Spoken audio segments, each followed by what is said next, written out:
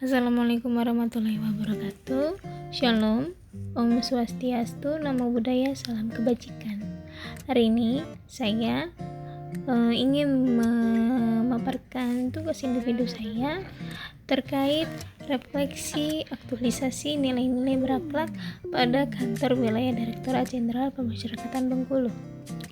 Izin memperkenalkan diri, nama saya Josie Dinolanita Putri, NDH 07, kelompok 4, angkatan 13, formasi perancang peraturan perundang-undangan ahli pertama. Baik, saya akan memaparkan satu persatu, mulai dari 7 nilai berakhlak. Apa saja itu nilai berakhlak?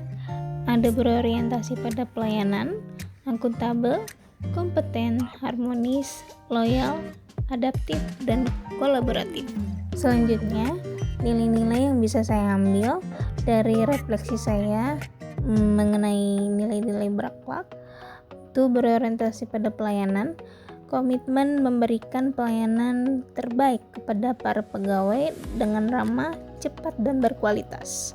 Akuntabel, melaksanakan tugas dengan jujur, bertanggung jawab, disiplin, serta dapat dipertanggungjawabkan hasilnya. Ketiga, kompeten, terus meningkatkan kemampuan dan profesionalitas agar dapat memberikan kinerja yang terbaik. Selanjutnya ada harmonis, yaitu membangun lingkungan kerja yang saling menghargai, peduli, dan menghormati perbedaan. Loyal, setia pada negara, pemerintahan, serta pimpinan dengan menjaga nama baik instansi. Adaptif, mampu berinovasi, serta cepat menyesuaikan diri terhadap perubahan. Selanjutnya yang terakhir adalah kolaboratif, di mana membangun kerjasama yang sinergis untuk mencapai tujuan bersama. Contoh refleksi aktualisasi yang saya terapkan di lingkungan kerja saya. Yang pertama kita lihat berorientasi pada pelayanan. Ini memberikan penjelasan langsung kepada pengguna layanan terkait dokumen. Hal ini menunjukkan sikap ramah, komunikatif, dan membantu memahami prosedur pelayanan. Kedua, memproses dokumen menggunakan laptop dan memeriksa berkas secara teliti, yang menunjukkan keseriusan dan tanggung jawab dalam memberikan pelayanan yang cepat dan akurat. Hal ini menunjukkan bahwa pelayanan yang dilakukan responsif, profesional, dan berusaha memenuhi kebutuhan pegawai serta masyarakat. Regulasi yang bisa kita lihat ada di Undang-Undang Nomor 25 Tahun 2009 tentang Pelayanan Publik. ASN wajib memberikan pelayanan yang cepat, tepat, dan transparan. Selanjutnya ada akuntabel, menyusun dan mengelola dokumen menggunakan laptop, serta memeriksa berkas kerja secara teliti. Hal ini menunjukkan adanya ketelitian, tanggung jawab, dan pengelolaan administrasi yang dapat dipertanggungjawabkan. Dokumen yang tersusun di meja kerja juga menunjukkan bahwa pegawai yang melakukan pencatatan dan pengarsipan sebagai bukti kerja yang merupakan bagian dari praktik akuntabilitas dan administrasi di lingkungan kantor wilayah. Regulasi yang bisa kita ambil ada di Undang-Undang Nomor 5 Tahun 2014 tentang aparatur sipil negara, yaitu ASN wajib bekerja secara profesional, jujur, dan bertanggung jawab. Bernilai baik karena pegawai terlihat mengelola dokumen yang secara tertib, memproses pekerjaan secara profesional, serta memastikan setiap pekerjaan memiliki bukti administrasi yang jelas dan dapat dipertanggungjawabkan. Selanjutnya ada kompeten. Nilai berakhlak, khususnya kompeten, dapat dinilai sudah cukup baik dengan argumentasi sebagai berikut. Terlihat adanya kegiatan pembelajaran atau BIMTEK, diskusi aktif, dan pencatatan materi menunjukkan upaya peningkatan kapasitas. Pegawai mengikuti kegiatan secara formal dan struktur, mencerminkan kesadaran pengembangan diri. Adanya forum koordinasi pusat atau daerah Zoom tatap muka menunjukkan peningkatan pengetahuan dan penyelarasan kebijakan. Nilai ini selaras dengan makna kompeten, sama dengan terus belajar dan mengembangkan kapabilitas. Regulasi yang bisa kita ambil ada di Undang-Undang Nomor 20 Tahun 2023 tentang ASN mengenai pengembangan kompetensi wajib bagi ASN. Selanjutnya ada harmonis. Nilai-nilai berakhlak khususnya harmonis dapat dinilai sudah cukup baik dengan argumentasi sebagai berikut. Terlihat kebersamaan dan kekompakan tim.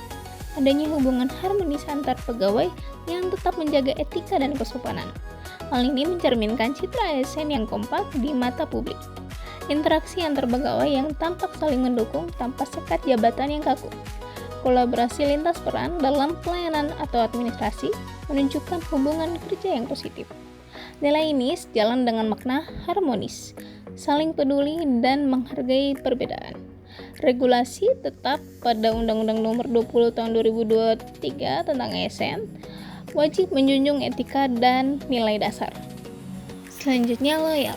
Nilai berakhlak khususnya loyal dapat dinilai cukup baik dengan argumentasi. Pertama, kepatuhan terhadap pimpinan dan tata upacara. 2.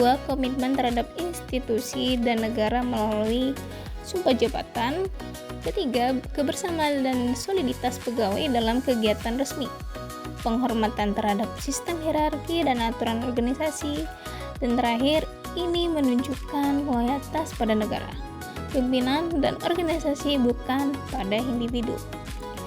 Regulasi yang bisa saya ambil tetap pada Undang-Undang Nomor 20 Tahun 2023 tentang ASN, PP Nomor 94 Tahun 2021 tentang disiplin PNS, Surat Edaran Permenpan RB tentang Core Value ASN, berakhlak, Kode Etik, dan Kode Perilaku ASN.